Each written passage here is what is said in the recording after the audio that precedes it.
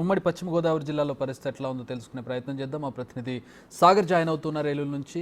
సాగర్, పోలవరం లో నీటి ఉధృతి ఎక్కువగా ఉన్నట్టుగా కనపడుతోంది ప్రాజెక్టు దగ్గర.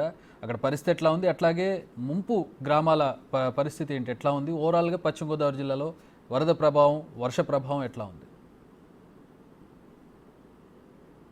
Good morning Chakri. Polavaram project వద్ద గోదావరి ఉధృతంగా ప్రవహిస్తుంది. ఎగువ కురుస్తున్న వర్షాలకు కానీ కొండవాగులన్నీ కూడా ఈ గోదావరిలోనే కలుస్తాయి కాబట్టి గోదావరి నది గతంలో ఎన్నడూ లేనంతగా కొంత ఉధృత రూపంలోనే ప్రవహిస్తుందని చెప్పుకోవచ్చు. పోలవరం ప్రాజెక్టు నుండి దిగువకు సుమారు 3.5 లక్షల వరద నీటిని దిగువకు విడుదల చేస్తున్నారు. ఇప్పటికే అక్కడ అధికారులు, రెవెన్యూ యంత్రాంగం అంతా కూడా అప్రమత్తమయ్యారు. నాటు పడవల్లో చేపలకు వేటకు వెళ్లే వారిని వేటకు వెళ్ళవద్దని అధికారులు ఇప్పటికే సూచించడం జరిగింది. మరోపక్క విలీన మండలాలైనటువంటి కుక్కునూరు, వేలేరుపాడు మండలాల్లోని ఏజెన్సీ గ్రామాలు పూర్తి స్థాయిలో వరద ముప్పుకు గురయ్యాయి. లోతట్టు ప్రాంతాలన్నీ కూడా జలమయమయ్యాయని చెప్పుకోవచ్చు. ఏలూరు జిల్లా కలెక్టర్ వెట్రి సెల్వితో పాటుగా ఎస్పీ ప్రతాప్ కిషోర్ కనీసం కారు వెళ్ళలేని చోట కూడా బైక్ మీద వెళ్ళి వరద ప్రాంతంలో ఉన్నటువంటి ప్రజలకు కొంత భరోసా కల్పించారని చెప్పుకోవచ్చు. అక్కడ లోతట్టు ప్రాంతాల్లో ఉన్న ప్రజల్ని పునరావాస శిబిరాలకు రావాల్సిందిగా కూడా వారు విజ్ఞప్తి చేశారు. ఆ మేరకు కొంతమంది పునరావాస శిబిరాలకు కూడా వచ్చారు. పునరావాస శిబిరాల్లో వారికి మంచినీరు, భోజన సౌకర్యాలు ఏర్పాటు చేయడం జరిగింది. ఇంత వరదల్లో కూడా వేలేరుపాడు మండలంలో నిన్న ప్రెగ్నెంట్ లేడీని పునరావాస శిబిరం తరలించారు. ఆమె ఇప్పుడు ఉదయం మనకు అందుతున్న సమాచారం ప్రకారం నార్మల్ డెలివరీ అయింది, 12 బిడ్డకు జన్మనిస్తుందని కూడా అధికారులు అయితే చెప్తున్నారు. అక్కడ ఉన్నటువంటి మిగిలిన గర్భిణీ స్త్రీలందరినీ కూడా ప్రమాదం అంటే ఎప్పుడు ఏమవుతుందో తెలియని పరిస్థితుల్లో ముందుగానే పునరావాస శిబిరాలకు తరలిస్తున్నారని చెప్పుకోవచ్చు. మరోపక్క వేలేరుపాడు మండలంలో రోడ్లు పైనుండి కాజువేలు పైనుండి వరద నీరు ప్రవహిస్తుంది. ఎద్దువాగు, జల్లేరు, బైనేరు వాగులు పూర్తి స్థాయి వరద నీటితో ప్రమాదకరంగా ప్రవహిస్తున్నాయి కాబట్టి ఈ కొండవాగుల వద్దకు ఎవరు యువకులు వెళ్ళవద్దు, లేకపోతే చూడటానికి కొంతమంది కుటుంబ సమేతంగా వెళ్ళి ప్రమాదాల బారి పడుతున్నారు కాబట్టి వారందరికీ కూడా అక్కడ వెళ్ళవద్దనే హెచ్చరిక బోర్డులతో పాటుగా పోలీసుల టికెట్లు కూడా ఏర్పాటు చేయడం జరిగింది. పంట పొలాలు చక్రి పూర్తి స్థాయిలో నీట మునిగాయని చెప్పుకోవచ్చు. గత 3 రోజులుగా ఎడతెరిపి లేకుండా ఉమ్మడి పశ్చిమ గోదావరి జిల్లా వ్యాప్తంగా వర్షాలు కురిశాయి. అల్పపీడన ప్రభావంతో ఈ రోజే కొద్దిగా వాన తెరిపిస్తుంది, ఎండ కొంత కనబడుతుంది అని చెప్పుకోవచ్చు. ఇప్పటి వరకు ఈ డ్రైన్లన్నీ కూడా పూర్తిగా బ్లాక్ అయిపోయినాయి. ప్రధాన పట్టణాలన్నీ కూడా నీట మునిగిన పరిస్థితి.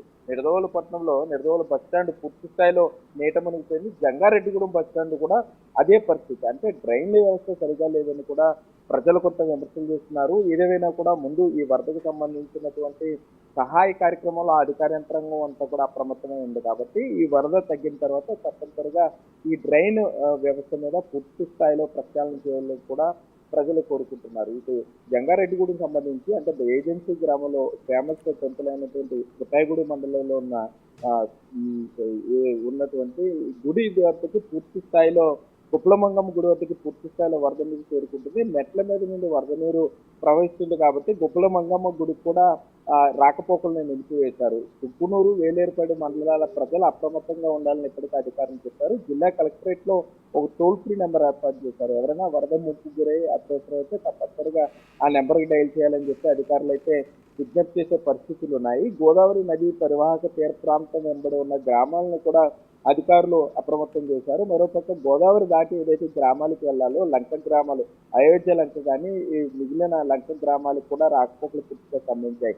పాపికొండల టూర్ను కూడా అధికారులు తాత్కాలికంగా నిలిపివేశారు. గోదావరి వరద ఉధృతంగా ఉంది కాబట్టి పర్యాటక బోట్లు ఏమీ ఈ వరద ఈ నీటిలో తిరిగే పరిస్థితి లేదు కాబట్టి గోదావరి వరద తగ్గుముక్కు పట్టేంత వరకు కూడా పాపికొండలకు తాత్కాలిక బ్రేక్ పడింది. నర్సాపురం వద్ద పంపు సర్వీస్ ను కూడా ప్రస్తుతానికి ఆపేశారని చెప్పుకోవచ్చు. గోదావరి నది ప్రాంతం వెంబడి కూడా పూర్తి స్థాయిలో అధికారులు అయితే అప్రమత్తమయ్యారు. రెవెన్యూ, ఫైర్ అట్లాగే మిగిలిన విభాగాలన్నీ కూడా కోఆర్డినేషన్ లో పనిచేస్తూ కొంత ప్రజలకు భరోసా కల్పించే ప్రయత్నం అయితే చేస్తున్నారని చెప్పుకోవచ్చు. మరోపక్క మంత్రులు కూడా క్షేత్రస్థాయిలో పర్యటిస్తున్నారు. ముప్పు ప్రాంతాల్లో ప్రజల వద్దకు వెళ్ళి మాట్లాడుతూ వారికి కొంత ధైర్యం కల్పించే ప్రయత్నం చేస్తున్నారు. నిన్న సాయంత్రం నిర్రోలు నియోజకవర్గంలో ఎర్రకాలువలో చేపల వేటకు వెళ్ళి అదే వల ఏదైతే వల తీసుకుని వెళ్ళాడో వెంకటేశ్వర అనే యువకుడు తిరు గ్రామంలో ఆ వల చుట్టుకుని అతను ప్రమాదవశాత్తు ఆ ఎర్రకాలువ ఆవు పొలాల్లో పడి చనిపోవడం జరిగింది. సో ఇప్పటికే అధికారులు చెప్తున్నారు చేపల వేటకు వెళ్ళొద్దని, అట్లాగే సెల్ఫీల కోసం ఫోటోల కోసం పొంగి పొర్లుతున్న వాగుల వద్దకు వెళ్ళొద్దని చెప్తున్నారు. ఉమ్మడి పశ్చిమ గోదావరి జిల్లా వ్యాప్తంగా అధికార యంత్రాంగం పూర్తి స్థాయిలో అప్రమత్తంగా ఉందని చెప్పుకోవచ్చు. ఈ రోజు కొంత వాన తగ్గుముఖం పట్టింది కాబట్టి మరోపక్క పంట పొలాలకు సంబంధించి కూడా రైతులకు వ్యవసాయ శాఖ అధికారులు భరోసా ఇచ్చే ప్రయత్నం చేస్తున్నారు. అటు జంగారెడ్డిగూడెం మండలాల్లో ఉన్నటువంటి వాణిజ్య పంటలైనటువంటి ఇటు చెరుకు కానీ పొగాకుకి సంబంధించి కానీ ఇటు మెట్ట ప్రాంతంలో ఉన్నటువంటి వాణిజ్య పంటలకు సంబంధించి ఇటు నరసాపురం ప్రాంతంలో ఉన్నటువంటి తమలపాకు పంటలకు సంబంధించి కూడా అధికారులు ఇప్పటికే రైతులతో మాట్లాడుతున్నారు. ఎటువంటి కంగారు పడద్దు, వాటికి సంబంధించిన నష్టపరిహారం కానీ ఎకరాల్లో ఎన్ని ఎకరాల్లో పంట వేశారు, ఎంత పెట్టుబడి పెట్టారు అనే దాని మీద పూర్తి స్థాయిలో వివరాలు అయితే తీసుకుంటున్నారు. చక్రి ఒకవేళ అత్యవసరం అయితే అటు పశ్చిమ గోదావరి జిల్లా ఇటు ఏలూరు జిల్లా సపరేట్లో ఏర్పాటు చేసిన టోల్ ఫ్రీ నంబర్లకు ప్రజలు సంప్రదించాలని కూడా అధికారులు కోరుతున్నారు. Chakri right, thanks for the updates